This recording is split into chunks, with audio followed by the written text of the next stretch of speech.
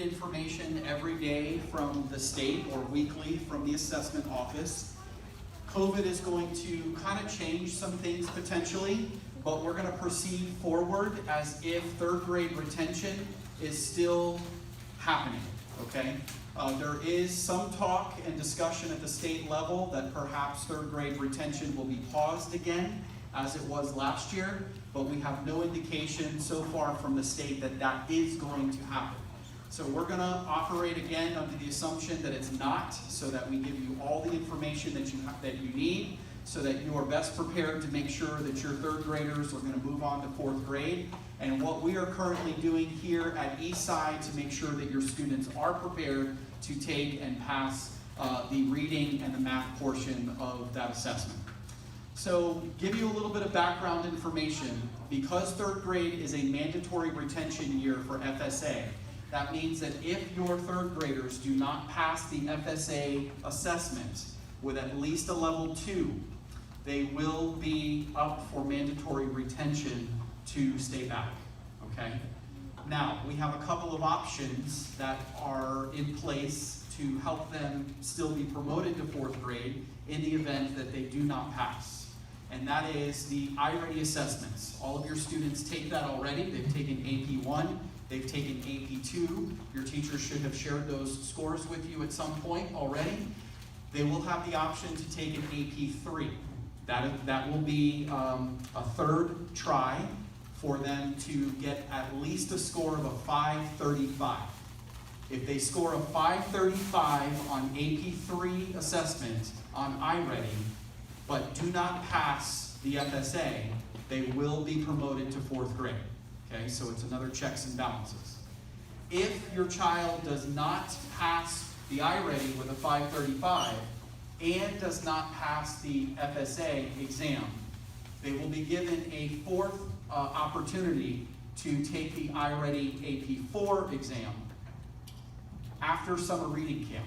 They will be invited to a summer reading camp. And this year we are hosting the third grade summer reading camp here at Eastside, okay? So that is a very intensive program over the summer. It is going to, because we have a short summer, it is going to start the second week. So they'll have basically a 1-week summer vacation. They'll start the second week of summer. It will go Monday through Friday, I believe, and it will be all the way through preschool week, the week before teachers are due back. Okay, so it is pretty intense. And then they'll have the opportunity to take the AP4 exam at that point and score a 545. So the score does go up 10 points, but they've had that intensive instruction over the summer, so now the state requires the 545. At that point, if they do not pass with the 545, they will be retained in third grade, okay? Math has no bearing on retention. It is only the ELA, the reading portion, okay? We will work with you every step of the way to make sure that we're communicating with you where your students' current levels are.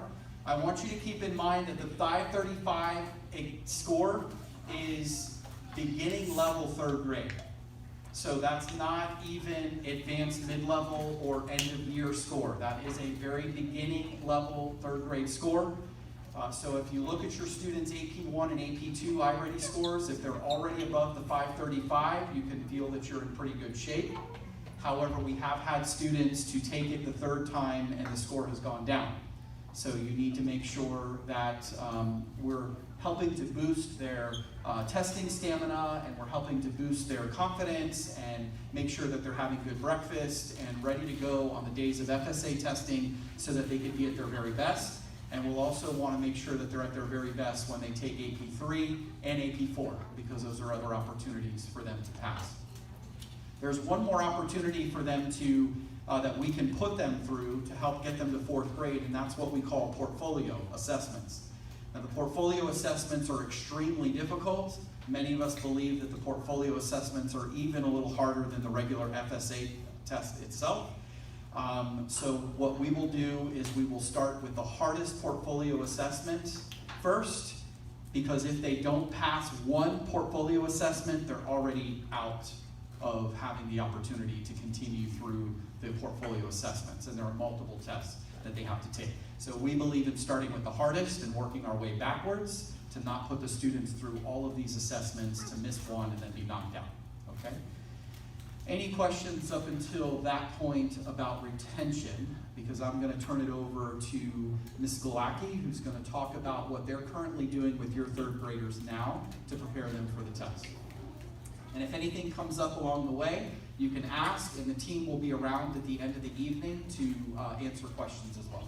Yes, ma'am? I just have a question regarding preparation for the NAP over the summer. Like, I'm excited about the reading camp, but if the students are also taking, and I might be speaking out of turn, but I don't know if there's preparation also for math over the summer as well to help with that test? So that's a great question. Right now, the district currently only offers for the intensive reading camp because that is the subject area that the students have to pass per state statute.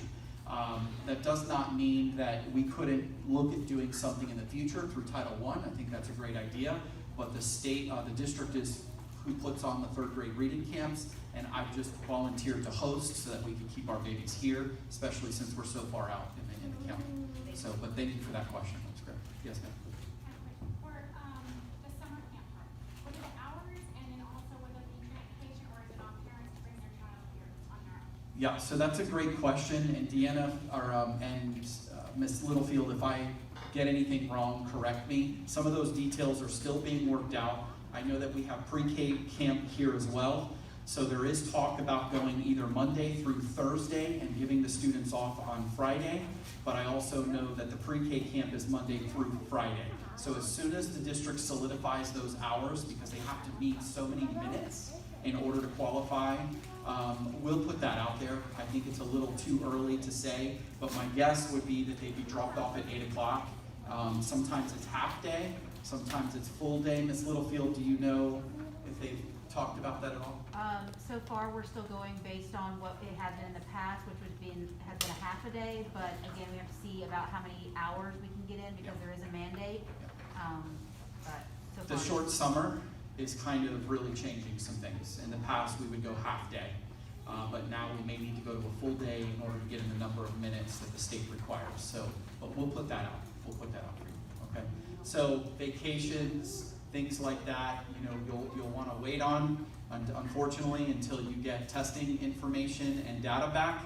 And we'll get those results out to you as soon as we get them from the state, because if your student has to go to summer camp, then you'll want to hold off on scheduling any summer vacations as a family.